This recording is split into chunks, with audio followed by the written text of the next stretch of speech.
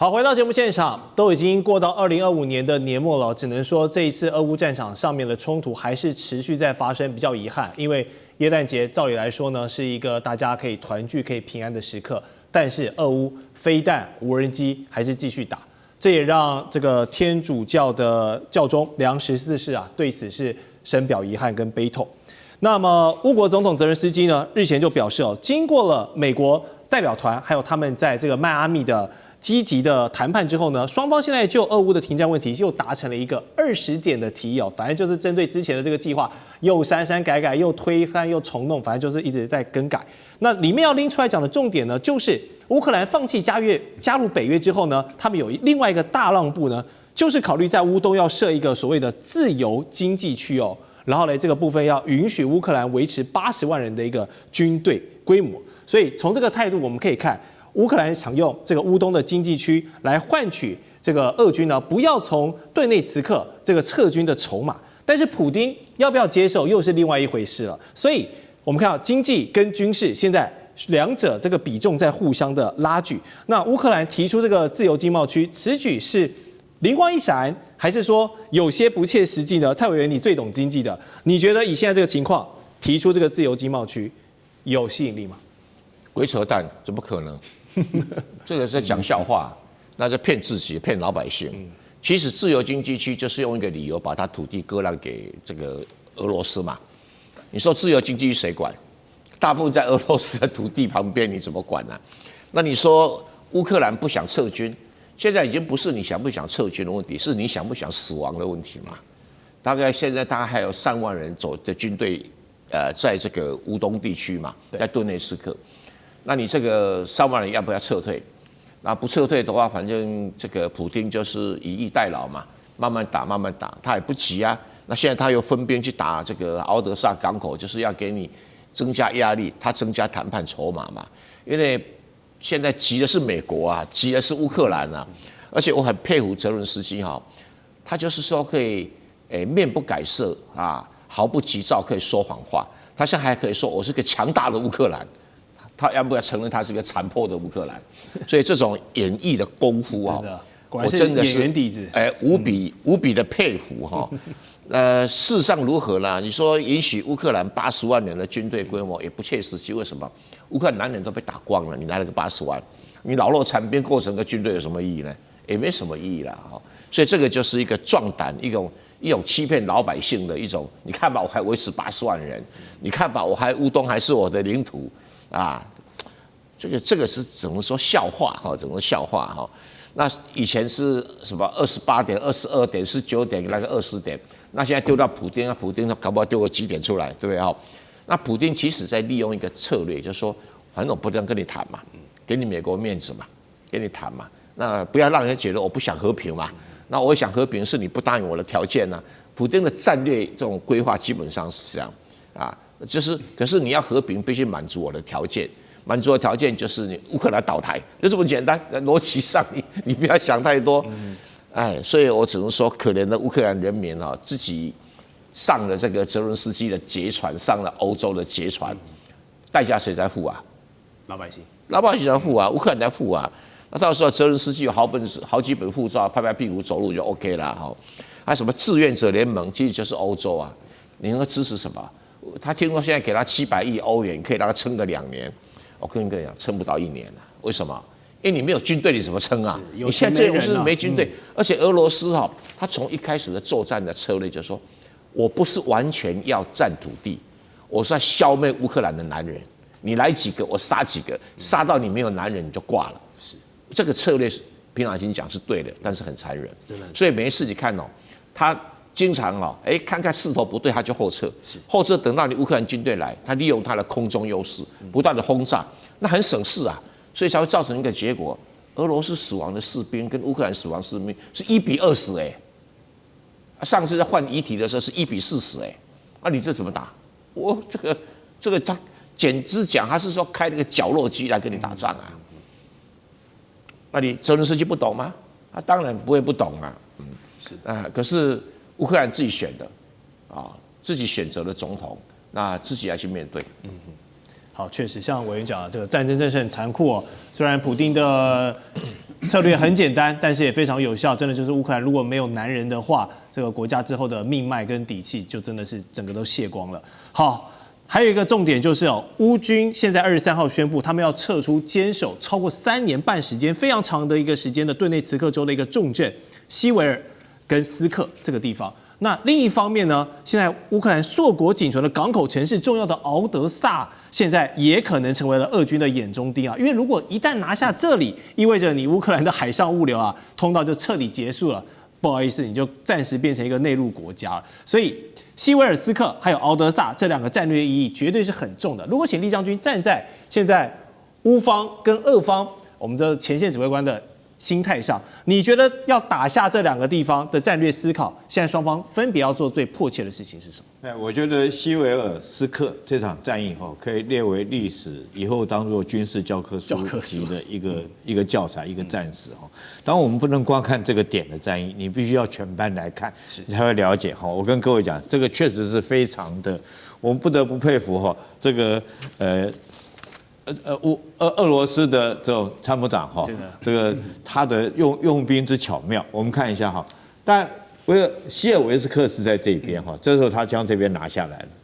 然后大家不要忘了，北边这个地方叫库比扬斯克。库比扬斯克大概前一阵子我们在讨论，我都认为俄乌2国目前正在这边征战，而且俄罗斯陷于一个危险。为什么危险呢？我那时候评估他用兵过于大胆，他从北边这边往南打，往南打，沿着这条叫做奥斯基河往南打，那他把乌军准备包围在这个地方。但是他这种用法来讲的话，你会发现他侧翼整个露出来，我们称之为战略臆测。然后这个瑟尔斯基他就集中所有的兵力来打这个地方来打这个地方，打他的侧翼。那俄军陷于非常的危急。那时候我评估，如果这个时候俄军败的话，那对泽伦斯基来讲，他在俄乌战场上面可以取得一个胜利，那当然有利于他跟这个美国或者跟北约国家继续跟他们要军援。所以我那时候认为说，俄罗斯太大胆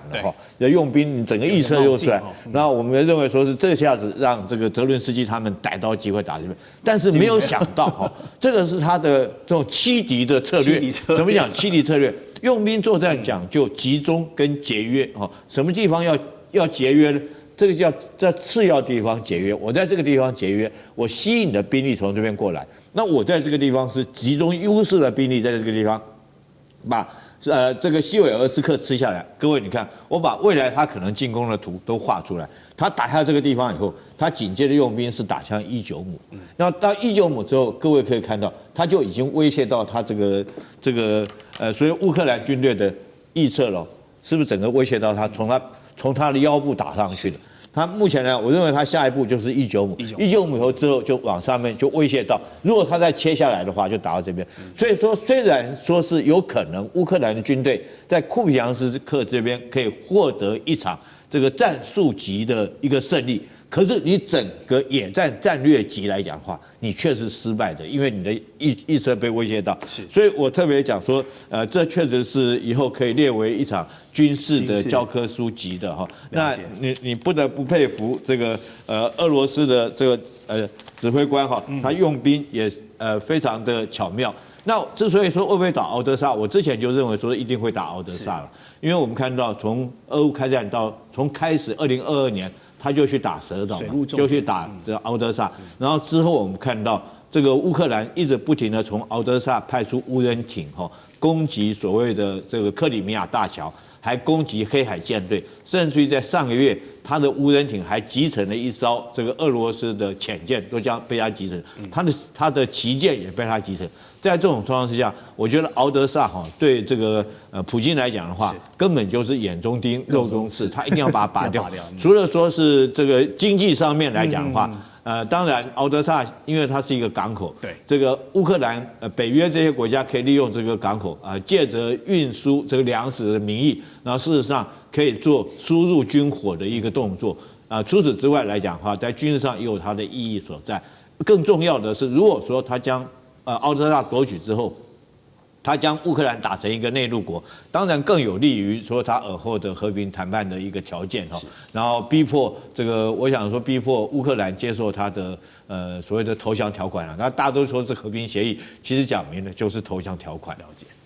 好，看完了战场，其实乌克兰的选战，如果真的发生的话呢，同样是引人注目，因为在川普的压力下，现在乌克兰国会已经开始着手在戒严令下要举行选举的相关立法。那么根据乌克兰的一份民调就显示呢，如果近期举行总统选举泽伦斯基他要来对抗的政敌是谁呢？就是曾经担任过总司令的现任驻英国大使叫做扎卢日尼。他们两个如果在第2轮投票碰上呢，泽伦斯基会在第1轮投票里获得22%的选票，那是略微领先扎卢日尼1个百分点，很接近。那如果但还是有24.1%的受访者，他们没有决定这个投票的意向所以这个比例蛮高的。那这些人将会是第2轮投票这个决定胜负的民意好，如果乌克兰真的在战争下出现了一个这个特别情况的大选，泽伦斯基赢得连任的几率有多高？如果换成了扎卢日尼上台取代他的话呢？赖教授，以你对这号人物的了解，你觉得可能对目前乌克兰陷入的一个泥泞会有什么样的改变？首先先看这个选举这个选举我觉得泽连斯基没有赢的面向坦白说可能性都不太存在。是，这也就是为什么泽连斯基他一直要拖迟、推延，找各种理由不选举。但是现在美国给他的压力大到他不得不去面对了。他过去曾经这个创造过好几个理由，说什么选票要送到每一位战士身上，包括前线的战士。前线的战士必须要有权利去投票，然后第二个说这个钱要美国人支等等的，还有就是说要修改法律，因为现在是在戒严时期，戒严时期是不能够投票的所以他用各种理由，但是川普就是不吃这一套。那川普的态度就钱要我出1毛钱都没有，选举就是要选。那看起来泽连斯基挡不住了，挡不住，看起来他们要用公投的方式来一次解决，然后90天内来选举。以这个泽连斯基跟扎卢日尼来竞选的话，泽连斯基是毫无胜算。为什么？因为原本扎卢日尼的民调支持度就比泽连斯基高很多很多，不是高一点点，是高很多，所以他是泽连斯基眼中钉因此他被泽连斯基外放，跑到英国去，连国内都不准待，把他送到国外。你想他在国外待的这1-2年，都已经不在国内了，露脸的机会也几乎没有了。他的民调支持度还可以这么高，一旦他从英国回到本土来选举的时候，泽连斯基没有赢面的可能性。这第一个，第二个，他可以猛打泽连斯基2大错误。第一个是军事战略上的错误，才造成今天如此惨败的一个结果。第二个就是他要攻的就是泽连斯基的贪腐，只要我觉得攻这2项，泽连斯基他基本上没有赢的可能性，要不就是赶快把他杀了，让他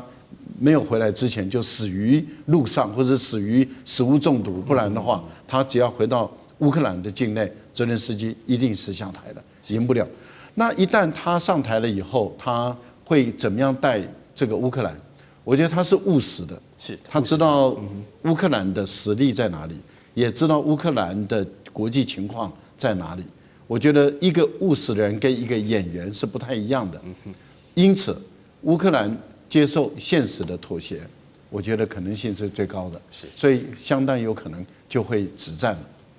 好，我们也看看这个变局，如果真的出现的话，希望可以带给乌克兰人民比较好的一个未来跟发展面向了。好，待会回来最后一段节目呢，有中国跟巴基斯坦的铁感情一起来研究飞机之外，还开启了军售武器的大门，并且如果解放军要创造更多的海外基地的话，有哪一些好选择？巴基斯坦会是一个最好的选择吗？待会回来。地缘政治、美中之争、战略价值、强权崛起、小国生存，现在与未来洞悉事件走向，掌握世界脉动，全球观点尽在环球大战线。